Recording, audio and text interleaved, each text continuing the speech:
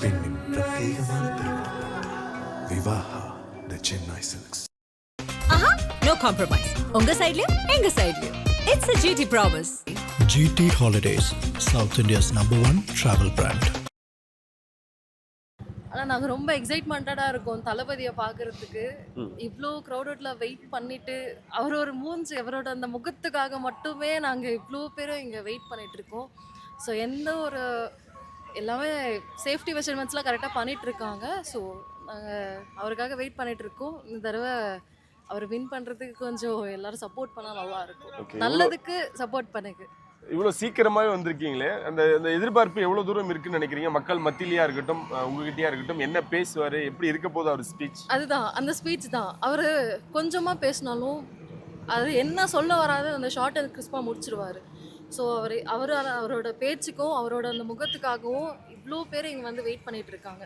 So அதுதான் reason. அவர் என்ன பேசுவார், என்ன சொல்லுவார், அவரை பார்க்கணும், இதுக்காக இருக்காங்க. அதுவும் இல்லாமல் அவங்க சொல்கிற கருத்துக்கு நல்ல வரவேற்பு இருக்குது.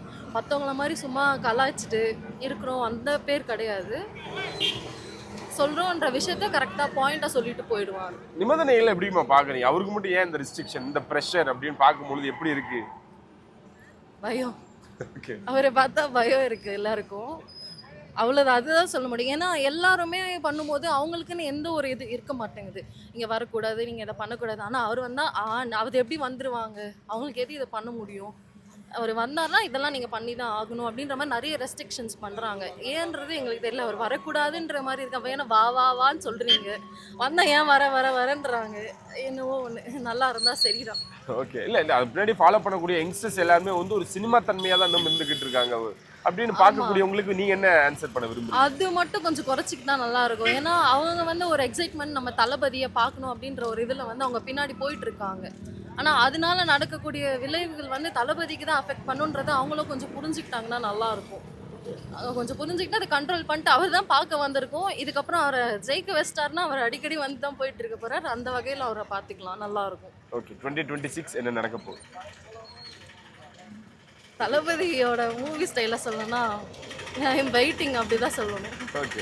இன்னைக்கு இங்க எப்படி செலிப்ரேட் பண்ண போறாங்க, எப்படி ரிசீவ் பண்ண போறாங்க மக்கள்? நீங்க எப்படி அவருக்காக வெயிட் பண்ணிட்டு இருக்கீங்க, எப்படி ரிசீவ் பண்ண போறீங்க? பதட்டமா இருக்கு, என்ன சொல்றதுன்னே தெரியல. அதுக்கு நாங்க ஒரே இந்த கோவிலில் திருவிழாவில் நடக்கும்ல, இந்த பல வருஷத்துக்கு அப்புறம் ஒரு திருவிழா நடக்குது அப்படின்னா அதோட எக்ஸைட்மெண்ட்ஸ்லாம் ஜாஸ்தி இருக்கும். ஸோ அந்த மாதிரி தான் இப்போ தளபதி அவர் வந்து எங்களுக்கு ஒரு சாமி மாதிரி தான். இந்த சாமியை நாங்கள் எங்கள் வரும்போது எவ்வளோ எக்ஸைட்மெண்ட்டாக அதை பார்த்து அந்த பக்தியோடு இருப்பாங்களோ அந்த மாதிரி தான் நாங்கள் அதை செலிப்ரேட் பண்ணுவோம். ஓகே. எங்கிருந்து வரீங்க? திருவண்ணாமலை மாவட்டம். திருவண்ணாமலையிலேருந்து. என்ன காரணம் தளபதிக்கு இங்கே வர? அவருக்காக தான் வந்தேன். இல்லை, இங்கே இருக்கக்கூடிய மாவட்ட நிர்வாகிகளுக்கு தானே அனுமதி? இல்லை, எப்படியாவது பார்த்தலாம்னு சொல்லிட்டு தான் வந்தேன். ஓகே. இங்கே எனக்கு ஃப்ரெண்டு தெரியும், அவர் பாஸ் அரேஞ்ச் பண்ணுறேன்னு சொல்லியிருந்தாரு. அதான் சரி எப்படியாச்சும் இன்னைக்கு பார்த்தலாம் அப்படின்னு சொல்லிட்டு வந்திருக்கேன். ஓகே. ஏன் அவரை இவ்வளோ பிடிக்கும்? எனக்கு அப்போது அவர் சினிமாவில் இருக்கும்போதுலேயே ரொம்ப பிடிக்கும். இப்போது அரசியலுக்கு வந்துட்டார். சரி, அதான் அவர் அரசியல் வந்ததுக்கப்புறம் தான் அரசியல்னா என்னன்னு சொல்லிட்டு கற்றுக்குறாங்க. ஓகே. எப்போ கிளம்புனீங்க, எப்போ வந்து இந்த இடத்துக்கு அடைஞ்சிங்க? காலையில் 4 மணிக்கெலாம் கிளம்பிட்டாரு. விடிகாலையில் 4 மணிக்கா? அவ்வளோ வெறியா அவரை பார்க்கணுன்னு? ஆமாம். இன்னைக்கு கூட்டம் 12 மணி தான் தொடங்குது. இன்னைக்கு நேரமாக வந்திருக்கீங்களா? என்ன காரணம், என்னவா இங்கே வந்திருக்கீங்க? லேட்டாக வந்தால் உள்ளே போக முடியாதுதான். லேட்டாக வந்தால் உள்ளே போக முடியாதுதான். ஓகே. இல்லை, மக்கள் சந்திப்பு கொடுத்துக்கு நீங்கள் பார்க்க வந்திருக்கீங்களா, இல்லை பாஸ் வச்சிருக்கீங்களா, இல்லை எந்த? பாஸ் வச்சிருக்கோம். பாஸ் வச்சிருக்கீங்க. காலையிலேயே வந்திருக்கீங்களே, அதான் என்ன எதிர்பார்ப்போட வந்திருக்கீங்க? சீக்கிரமாக பார்க்கணும் அப்படின்ற ஒரு ஆர்வம் தான். ஓகே. அவ்வளோ பிடிக்குமா அவரை? இன்னைக்கு என்ன பேசுவார்னு எதிர்பார்க்குறீங்க உங்கள் வேலூரில்? அவரை பார்க்குறதே ஒரு இதுதான், என்ன பேசுகிறாருன்னு வெயிட் பண்ணி தான் பார்க்கணும். ஓகே. இங்கேயும் பல நிபந்தனைகள், மேற்கூரை, நாற்கல்ல நிறைய விஷயங்களை போட்டு ஏற்பாடுகள் பண்ணியிருக்காங்க. எப்படி இருந்தது இந்த ஏற்பாடுகள் பொறுத்தவரைக்கும்? ரொம்ப சந்தோஷமாக இருந்தது. இது வரைக்கும் யாரும் இது மாதிரி பண்ணலை அப்படின்றத வந்து சொல்லியிருந்தாங்க. தமிழ்நாட்டிலே இதான் ஃபர்ஸ்ட் டைம் பண்ணியிருக்காங்க அப்படின்றத வந்து சொல்லியிருக்காங்க. அதனால் வந்து மக்களுக்கு வந்து அந்த வெயில் தாக்கம் இல்லாமல் வந்து நல்லாயிருக்கும் அப்படின்ற மாதிரி நாங்கள் எதிர்பார்க்குறோம். வழக்கமாக அவரோட பேச்சில் இருக்கும் போது ஒரு வீச், அதாவது ஃபயர் இருக்குமா இன்றைக்கும்? கண்டிப்பாக இருக்கும். ஓகே. 2026 வருவார், கண்டிப்பாக வருவார், வெயிட் பண்ணுறோம். இன்னைக்கு விஜய் அவர்கள் வேலூருக்கு வராரு இல்லையா? நீங்கள் வேலூரில் இருக்கீங்க, எவ்வளோ எக்ஸைட்மெண்ட்டாக இருக்குது. உங்கள் ஊருக்கு விஜய் அவர்கள் தேடி வராரு. ஸோ என்ன வந்தாருன்னா நீங்கள் இன்கேஸ் அவரை பார்த்தீங்கன்னா என்ன சொல்லணும்னு ஆசைப்படுவீங்க? பார்த்தீங்கன்னா ஆனால் உங்களை பார்க்குறதே நீங்கள் ஒரு கடவுள் மாதிரினா, நீங்கள் ஒரு கடவுள் மாதிரி உங்களை பார்க்குறது வந்து எங்களுக்கு வர மாதிரி உங்களை பார்க்கறது நாங்கள் நீ எங்கே போனாலும் நாங்கள் தேடி வரோம், இப்போ வந்து நீ எங்களே தேடி எங்கள் ஊருக்கே வரீங்க, அதனால நாங்கள் வந்து ரொம்ப சந்தோஷமாக இருக்கோம். என்ன ஒன்று உங்களை பார்க்குறதுக்கு எங்களுக்கு பர்மிஷன் தர மாட்டேங்கிறாங்க, அதனால தான் எங்களுக்கு இதாக இருக்குது. நார்மலாக நிர்வாகிகள் பார்த்துறாங்க, எங்களை மாதிரி இளைஞர்களும் அப்புறம் மக்களும் பார்க்க முடியாமல் போகுது. நீங்கள் வந்து சிஎம் ஆகிட்டு அப்புறமா அந்த ரூல்ஸ் ரெகுலேஷன்லாம் கரெக்டாக ஒரு பாதுகாப்பாக பண்ணி எல்லாரையும் சந்திக்கணும்ண்ணா அப்படின்னு சொல்லுவோம். அப்புறமா நீங்கள் கண்டிப்பாக ஆட்சிக்கு வந்து இந்த ஊழல் இல்லாத ஆட்சி, மக்கள் எல்லாருக்கும் சமமாக இருக்கணும், பணக்கார ஏழை அப்படி இருக்கக்கூடாது, அது மாதிரி எல்லாருக்கும் சமமாக இருக்கணும், அந்த மாதிரி ஒரு ஆட்சி தரணும்னு சொல்லுவேன். அப்புறமா நீங்கள் பத்திரமா இருக்குண்ணா, நீங்கள் பத்திரமா இருந்தால் தான் நாங்கள்லாம் சந்தோஷமாக இருக்க முடியும். நீங்கள் ஃபீல் பண்ணாதீங்க, எதுக்காகவும் நாங்கள் இருக்கோம், உங்களுக்கு ஓட்டு போட்டு நாங்கள் சிஎம் ஆகிறதுக்கு அப்படின்னு சொல்கிறோம். அப்புறம் நான் முக்கியமாக ஒரு கருத்து தெரிவிக்கிறது என்னன்னா, இந்த வயசானவங்களாம் இருக்காங்க பார்த்தீங்களா, இப்போ எப்படி நம்ம 18 வயசுக்கு மேலே இருக்கிறவங்க வந்து ஓட்டு தராங்க, அந்த மாதிரி ஒரு 65 மேலே வயசு இருக்கிறவங்களுக்கு ஓட்டு கேன்சல் பண்ணிடணும். அவங்க ஏன் சொல்கிறேன்னா தேவை, அவங்க வந்து பரம்பரையாக நாங்கள் திமுக போடுவோம், அதிமுக போடுவோம், எம்ஜிஆருக்கு ஜெயலலிதா அம்மா தான்ன்றாங்க. இப்போ அவங்க 2 பேருமே இல்லை, அவங்க ஜெயலலிதா அம்மா எம்ஜிஆர் இருக்கும்போது அவங்க என்ன பண்ணாங்க, நல்லது பண்ணாங்க, அவங்களுக்கு ஓட்டு போட்டாங்க. இப்போது அவங்க பேரை வச்சு கொள்ளடிக்கிறாங்க, உங்களுக்கே தெரியாது. அவங்களுக்கு என்ன பண்ணுறாங்க, எம்ஜிஆர் பேர், அவங்க ஒரு எம்ஜிஆர் ஜெயலலிதா அம்மா சொன்ன வழிமுறையில் 2 கட்சியுமே நடக்கிறது இல்லை.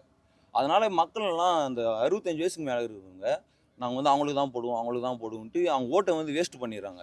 இப்போ ஓட்டுன்றது வந்து நம்ம தமிழ்நாட்டை வந்து மாற்றுறதுக்கு என்னென்னா, நல்லவங்களுக்கு பார்த்து போட்டால் தமிழ்நாடு வந்து டெவலப் ஆகும்.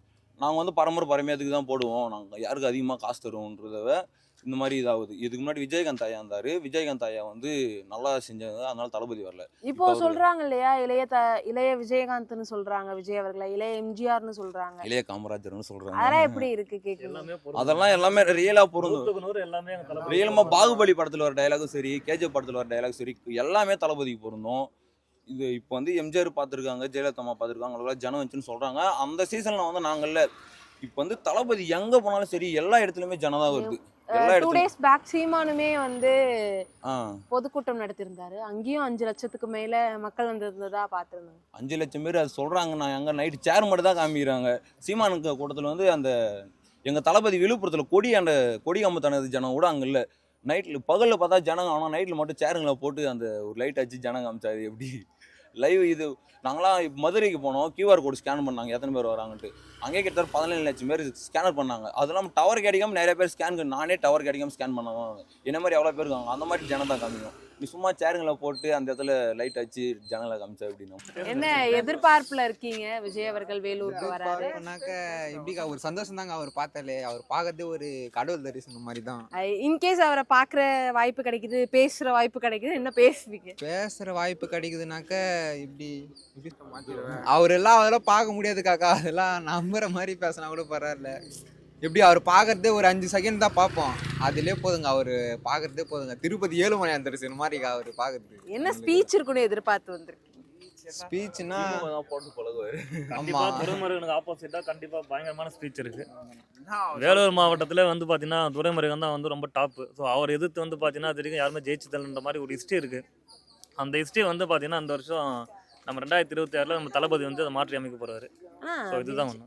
விஜய் அவர்கள் மேலேயுமே நிறைய விமர்சனங்கள் இருக்குல்ல, மக்களை சந்திக்க மாட்டாரு. அந்த விமர்சனத்தை தாண்டி நாங்கள் சாதனை படைப்போம். விமர்சனம் வந்து பார்த்தீங்கன்னா வந்து எல்லாருமே வந்தது, அந்த காலத்தில் எம்ஜிஆருக்கு வந்தது, அதுக்கு அடுத்து வந்த விஜயகாந்துக்கு வந்தது, இப்போ விஜய்க்கு வந்திருக்கு. ஸோ விமர்சனம்லாம் வந்து எங்களுக்கு பார்த்தோன்னா வெற்றி தான். எங்களுக்கு வந்த விமர்சனங்கள் வந்து பார்த்தீங்கன்னா தளபதி வந்த விமர்சனங்கள் வந்து பார்த்தீங்கன்னா எல்லாமே வந்து பார்த்தீங்கன்னா வெற்றியில் தான் முடிஞ்சிருக்கு. இது வரைக்கும் ஒன்று கூட தோல்வியில் முடிஞ்சதே கிடையாது.